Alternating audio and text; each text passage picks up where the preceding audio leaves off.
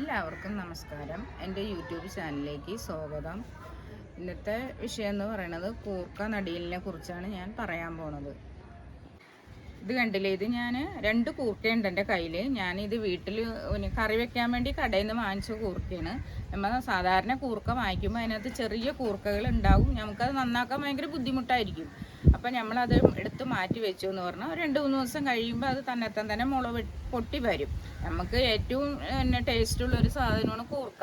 നമുക്ക് മെഴുക്ക് വരട്ടി ഉണ്ടാക്കാം, തോരൻ വെക്കാം, പരിപ്പിട്ട് ചാറ് വെക്കാം. നല്ല ടേസ്റ്റിയാണ് ആ കറികളെല്ലാം.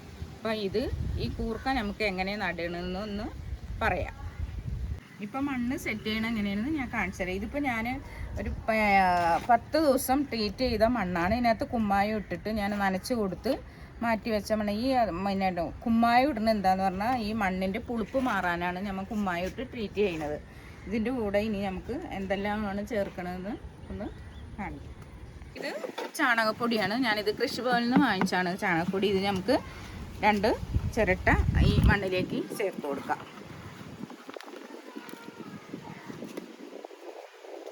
ഇത് ചകിരിച്ചോറാണ്. ഇത് ഞാൻ കൃഷിഭവനിൽ നിന്ന് മേടിച്ചാണ്. ഇതും കൂടി നമുക്ക് ഇതിനകത്ത് ഇടാം.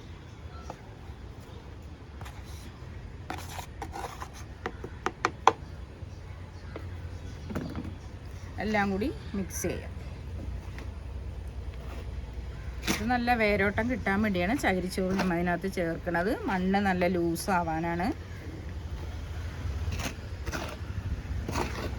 എല്ലാം കൂടി മിക്സ് ചെയ്യാം. എൻ്റെ കയ്യിൽ ഒരു കൊലശ്ശേരി ഉണ്ടായി. ആ കൊലശ്ശേരി പൊട്ടിപ്പോയി. അത് കാരണം ഞാൻ ഇപ്പോൾ ഒരു ചിരട്ട എടുത്തിരിക്കുന്നത്. ഇനി അടുത്തൊരു കൊലശ്ശേരി വാങ്ങിക്കണം. കൊലശ്ശേരി ആകുമ്പോൾ നമുക്ക് ശരിക്കും ഇളക്കി മിക്സ് ചെയ്തിട്ട് നമുക്ക് ഗ്രോ ബാഗിൽ നിറയ്ക്കാൻ പറ്റും. ഈ ഗ്രോ ബാഗ് ഞാൻ കൃഷിഭവനിൽ നിന്ന് മേടിച്ചാണ്. ഇതിപ്പോൾ ഞാൻ വാങ്ങിച്ചിട്ട് 5-8 മാസമായി. ഇത് എൻ്റെ ചെടി നട്ട് അത് ചെടി കഴിഞ്ഞപ്പോൾ ഞാൻ മണ്ണ് കൊട്ടി മാറ്റി വെച്ച ഗ്രോ ബാഗാണ്. നമുക്ക് ഇതിനകത്ത് പോട്ടിങ്സ് നിറയ്ക്കാം.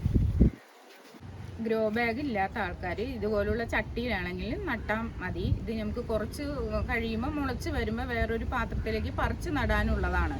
അപ്പം അത് കാരണം ഇല്ലാത്ത ആൾക്കാർ ഇങ്ങനെയുള്ള ചട്ടിയിൽ മാത്രം നട്ടുപിടിപ്പിച്ചാൽ മതി. ഇനി ഇത് നമുക്ക് ഗ്രോ ബാഗിലേക്ക് മാറ്റാം.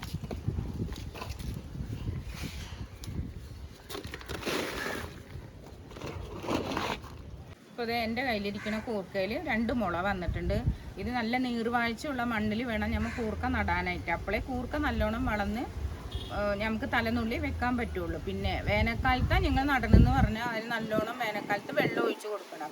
അല്ല മഴക്കാലത്താണെന്ന് പറഞ്ഞാൽ നമുക്ക് വെള്ളം ഒഴിക്കേണ്ട കാര്യമില്ല.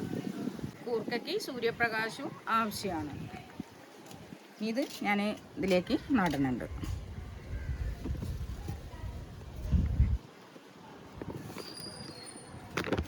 ഇനി ഇതിൻ്റെ മുകളിൽ കുറച്ച് മണ്ണും കൂടി നമുക്ക് ഇട്ട് കൊടുക്കാം. നമുക്കിതിൻ്റെ മുകളിൽ മണ്ണും കൂടി കുറച്ചിട്ട് കൊടുക്കാം. ഇത് നടുമ്പോൾ ഇതിൽ കട്ടയും കല്ലും എല്ലാം ഉണ്ടെന്ന് പറഞ്ഞാൽ എടുത്ത് മാറ്റിയിട്ട് വേണം നിങ്ങൾ നടാനായിട്ട്. അപ്പോഴേ നല്ലോണം വേരോടി മുളച്ച് മുകളിലേക്ക് വരുള്ളൂ. വെള്ളം നമുക്ക് കുറച്ച് തളിച്ച് കൊടുക്കാം നട്ടതിന് ശേഷം.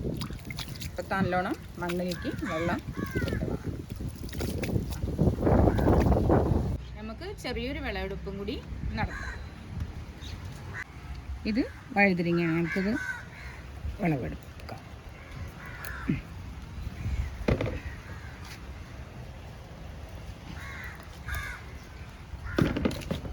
ഇനി അടുത്ത ഇതും കൂടി നമുക്ക് വിളവെടുക്കാം. ഇതിനകത്ത് 2-3 വഴുതിരിങ്ങകൾ എന്തായാലും നമുക്ക് വിളവെടുക്കാം. എല്ലാം പച്ച കളർ വഴുതിരിങ്ങയാണ്. ഒരു തോരൻ വെക്കാനും അല്ലെങ്കിൽ ഒരു മെഴുക്ക് വരട്ടി ഉണ്ടാക്കാനും നമ്മുടെ പറമ്പിൽ നിന്ന് വലിച്ച് തോരൻ വെക്കണം. അതൊരു ടേസ്റ്റ് വേറെ തന്നെയാണ്. ഇത് കായൊക്കെ ചെറുതായി തുടങ്ങി. ഇത് ഞാൻ നേരത്തെ ഇഷ്ടാനുസരണം പോലെ ഉണ്ടായതാണ്. അത് ഞാൻ വെട്ടി വിട്ടിട്ട് ഇപ്പോൾ 2-ാം മാസം ഉണ്ടാവണതാണ്.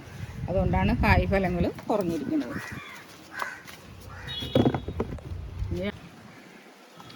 2-3 വെണ്ടയും കൂടി വിളവെടുക്കാം. ഇതൊക്കെ ഞാൻ വെട്ടി കളഞ്ഞ് 2-ാം പ്രാവശ്യം വന്ന വെണ്ടയാണ്. അതാണ് എല്ലാം വെണ്ട ചെറുതായിരിക്കുന്നത്.